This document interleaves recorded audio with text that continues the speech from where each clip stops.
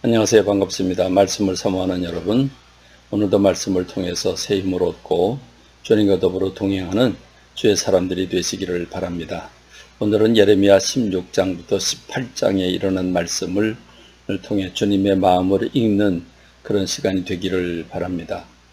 하나님은 예레미야에게 이 땅에서 아내를 맞이하지도 말고 자녀를 낳지도 말고 초상집에도 들어가 통곡하지도 말고 잔치집에 들어가서 그들과 함께 먹거나 마시지도 말라고 말씀을 하십니다.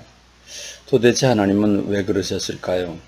그것은 이스라엘의 범죄로 말미암아 하나님께서 이스라엘 백성들에게 평강과 인자와 사랑을 제거해 버리셨기 때문입니다. 하나님이 그들을 향해 긍휼을 베풀어 주시지 않을 것이기 때문입니다. 왜 결혼도 하지 말고 자녀도 낳지 말라고 그랬습니까?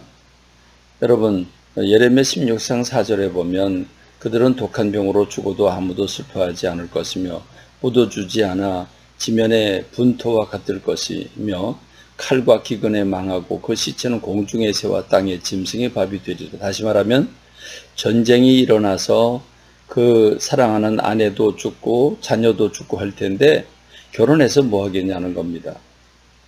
초상집에 가지 말라고, 그래서 가서 통곡하지 말라고 하는 이유는 이제 멸망이 그들에게 다가오고 전쟁의 포화가 날아오면 그러면 그들을 그 시체를 치워줄 사람도 없고 그 시체를 놓고 슬퍼할 시간도 없이 도망을 다니거나 붙잡히거나 포로로 끌려가게 될 텐데 그 초상집 가서 다른 사람을 위해서 울고 통곡하고 위로하고 그럴 새가 없다는 거죠.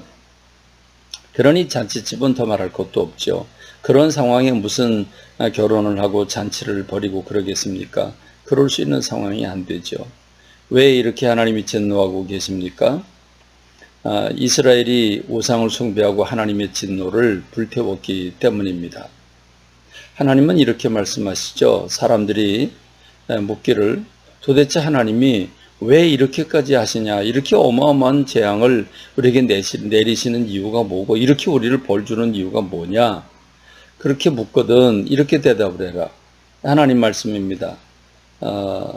예레미야 16장 11절인데 너희 조상들이 나를 버리고 다른 신들을 따라서 그들을 섬기며 그들에게 절하고 나를 버려 내 율법을 지키지 아니했기 때문이다. 그리고 지금 너희들은 상관없는 줄 아느냐? 너희가 너희 조상들보다 더욱 악을 행하였도다.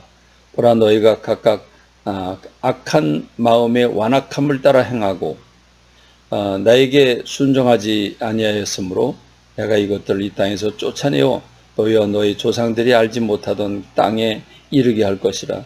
너희가 거기서 주야로 다른 신들을 섬기리니 이는 내가 너희에게 은혜를 베풀지 아니함이라 그러셨습니다. 무시한 거죠. 하나님의 은혜 베푸는 것을 중지하셨다면, 하나님의 평강과 인자와 사랑을 제거하셨다면 그들에게 무슨 희망이 있겠습니까? 그런데 여러분, 하나님은 18장에서 토기장이의 비유를 알려주시죠.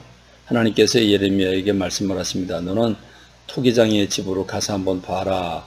토기장으로 집으로 갑니다. 갔더니 진흙을 들어서 자기가 원하는 대로 물건을 만들고 있는 거죠. 마음에 안 들면 그걸 다 깨트려 버리는 거죠. 봤지? 나는 하나님이다. 나는 모든 민족, 어떤 민족이거나 어떤 나라이거나 그 나라를 부수거나 다시 새롭게 세울 그런 능력이 있는 자이고, 나는 내 마음대로 내가 모든 걸 할 수 있다.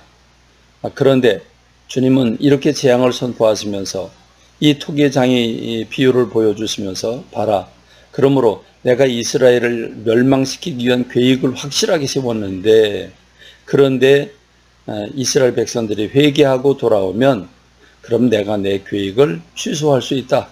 내 계획을 없앨 수 있다. 라고 주님의 말씀을 하시는 겁니다. 너희들은 이 예레미야 17장에서 사람으로 의지하지 마라. 그리고 하나님으로 의지하라고 권고합니다. 하나님께서 말씀하시기를 무릇 사람을 믿으며 육신으로 그의 힘을 삼고 마음이 여호와께서 떠난 그 사람은 저주를 받을 것이다. 그는 사막의 떨기나무 같아서 좋은 일이 오는 것을 보지 못하고 광야 건조한 곳, 건건한 땅, 사람이 살지 않는 땅에 살게 되리라. 그러나 무릇 여호와를 의지하고 하나님을 신뢰하는 의뢰하는 그 사람은 복을 받을 것이라. 그는 물가에 심겨진 나무가 그 뿌리가 강변에 뻗치고 더위가 올지라도 두려워하지 아니하며 그 잎이 청정하며 가무는 해에도 걱정이 없고 결실이 그치지 아니함 같으리라 말씀하고 계십니다. 왜 사람을 의지하지 말라고 말씀하십니까? 심히 부패하고 부패한 것이 만물보다 거짓되고 심히 부패한 것이 사람들의 마음이기 때문에 그렇습니다. 그러므로 오늘 우리는 어떻습니까?